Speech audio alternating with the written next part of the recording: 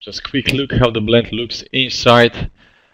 As you see, the half of the machine are just the hard drives. Those are the system drives and the storages for the clips and the graphics.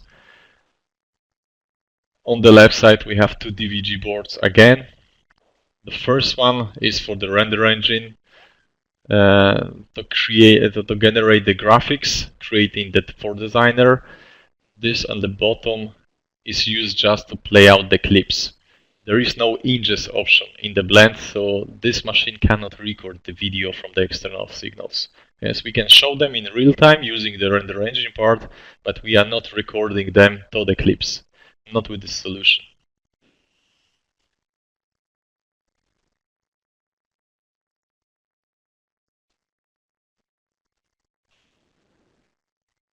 Any question about the hardware platform itself?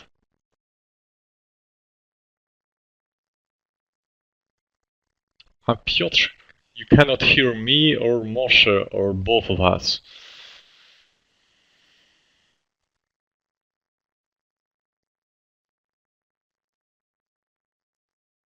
Okay.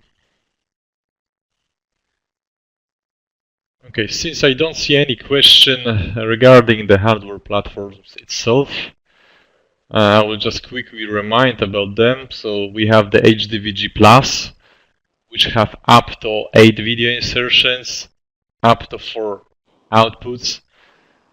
Still, it's just a single channel machine. There is no preview on it, at least not in the meaning that will contain the next graphic, which will show on the main output. Then we have DVG2U in the few configurations. The dual channel, when we can play as a preview and program, or support 2 separate channels. This so is limited with the amount of video inputs and outputs.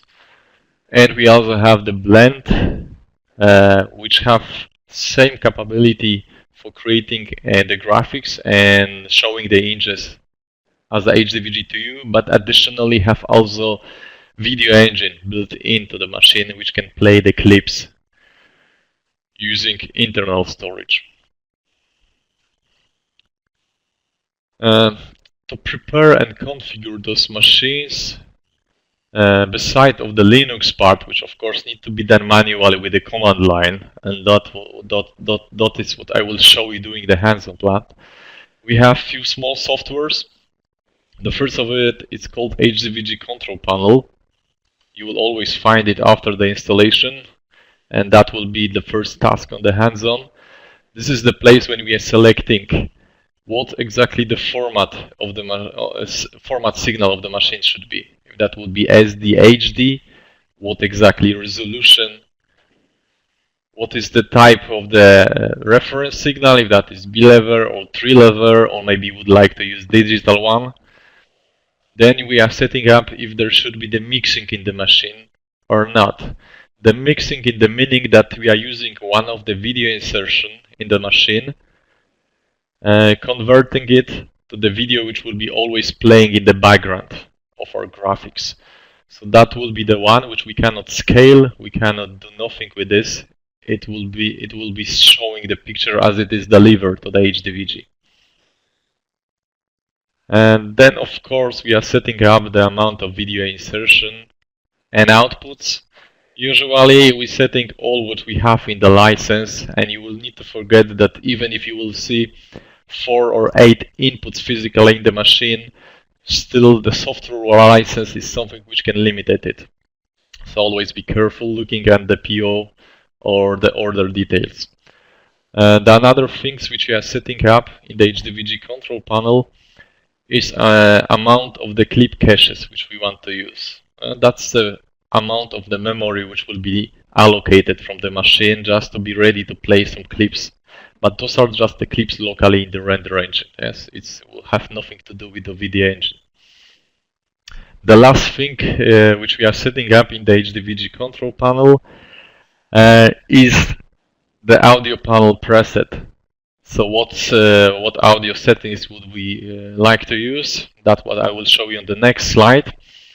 As you can see maybe on the picture on the slide, there are a few machines there in the HDVG control panel. It means that with the one software, with the one configuration file, I can keep the different configuration to each machine when I'm using the host name. Or as a first position, when you see default, I can just set up the template which each machine which will not find his host name on the list will use.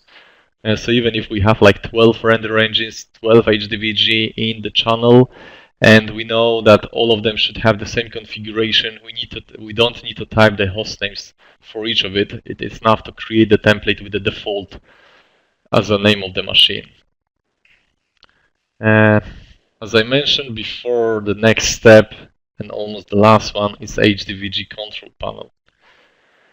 HDVG is able to play audio from the audio clips, played from the internal storage, and the same for the video clips, which will be played from the internal storage, but can also play the audio from the SDI signals, which will connect, those which are embedded into the signal.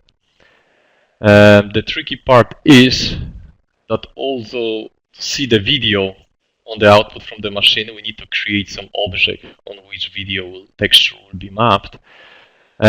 Audio will be played right away after we'll connect the cable.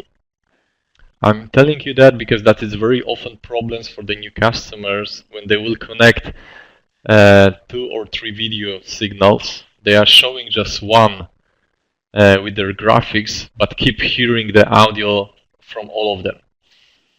So the audio panel is the place when we can control that.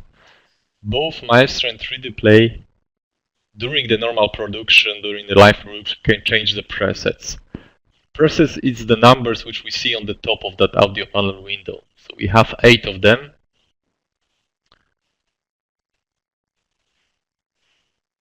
That's how we are changing the configuration of them. For each preset, we can set up different options. Yes.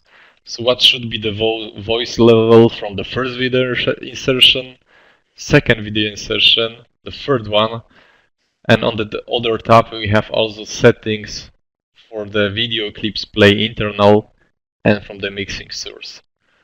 So it means that if in the production I'm showing just the first video insertion, although I have all the cables connected, I can just in our templates include the command to use the audio preset 1, which have mute everything. And then easily during the production, when I'm changing the graphics to the studio look, I can activate the video insertion audio on video insertion 2 or 3. We'll be practicing that during the hands-on lab, but that's basically how it looks.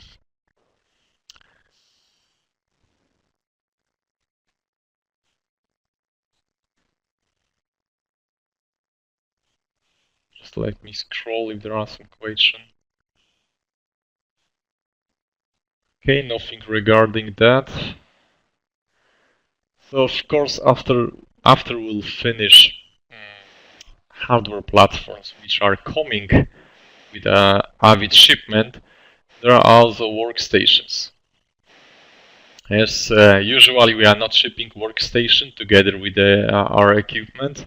That's what is supplied by the resellers, integrators, and the end customers. Two things which could be surprise and we need to remember about them in the machines. Of course, that's what you see on the slide right now. That's a minimal specification.